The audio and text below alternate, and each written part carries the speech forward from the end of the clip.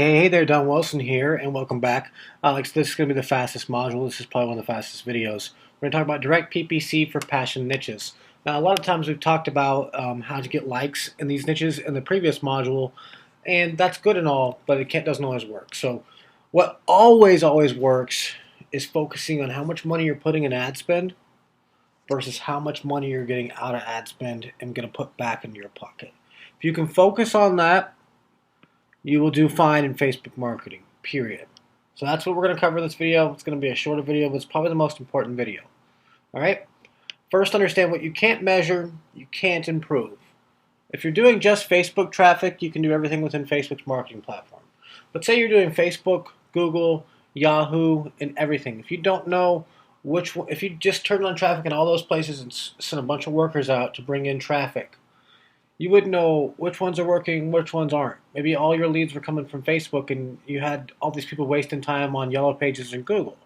If you can't measure it, you can't improve it. Now, in this course, we focus on just Facebook traffic mainly by itself.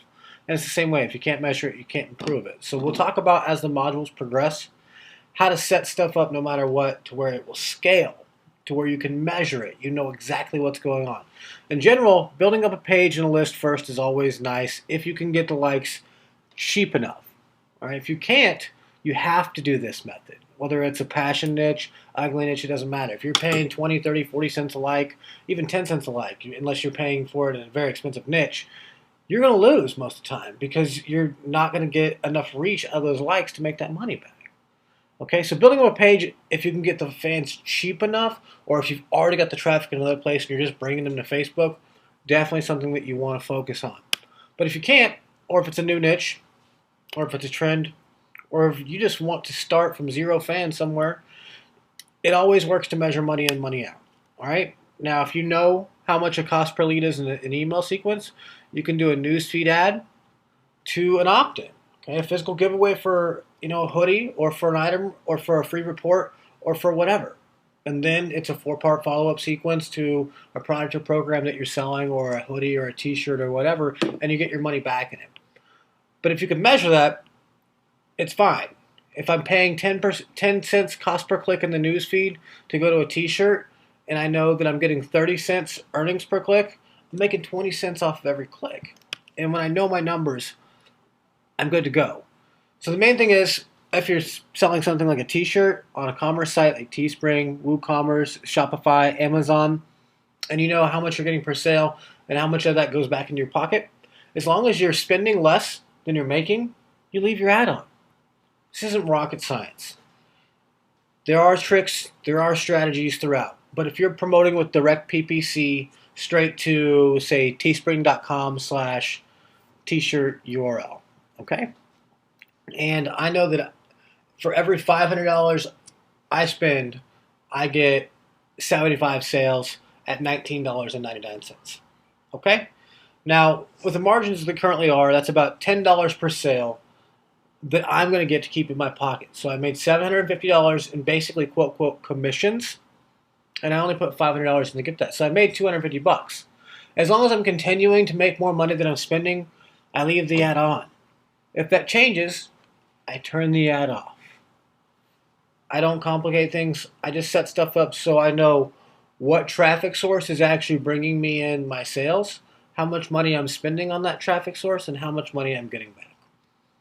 This isn't sexy, but it's what works. Okay, you can try and get the big like basis first and try and work on overall like strategies, and that's great. And it does allow you to get fans over time, get free traffic from those fans, and it allows you to market to those fans cheaper. But this works every single time.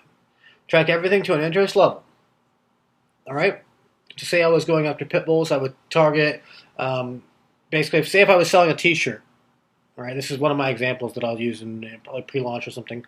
And it was women who are married that like American pit bulls as an interest, and I would have another ad that said women who are married that likes pit bull terriers as an interest, and then another ad that are women who are married who like pit bulls and parolees as an actual interest.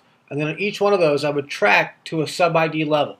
Okay, so I would put teespring.com/URL question mark FB ad equals 1.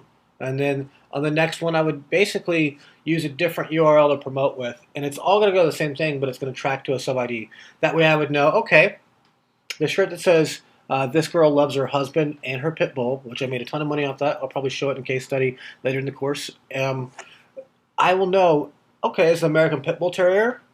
That one's a 4-point-something million person audience. Then I break it down to people that are married. Then I break it down to just women, and it starts to cut it down a little bit. If I know, oh, is that one just getting me clicks, or is it actually getting me sales? How much money am I putting into that interest versus how much I'm getting out of it? Because clicks aren't always what it's about. It's always about how much money you spent on those clicks and how much you got at sales back. If it was one click on $1,000 product, and I got $500 in commission on that, and it took me $200 for that one click, I'm going to spend that every chance I get. Because even though $200 for a click is expensive, if it always turns into a $500 commission sale, I'm making $300 in that click. So I hope that makes sense.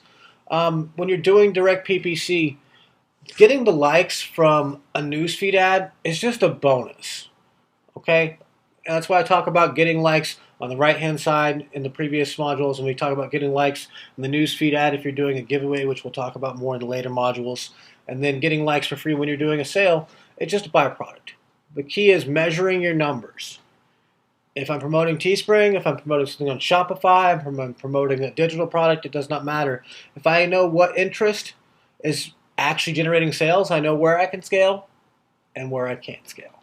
So hopefully this doesn't confuse you. Continue on with the modules. Make sure and be very conscious of how much you're spending versus how much you're earning, because cost per click doesn't really matter. Return on investment is the only thing that matters. So I'll see you in the next video.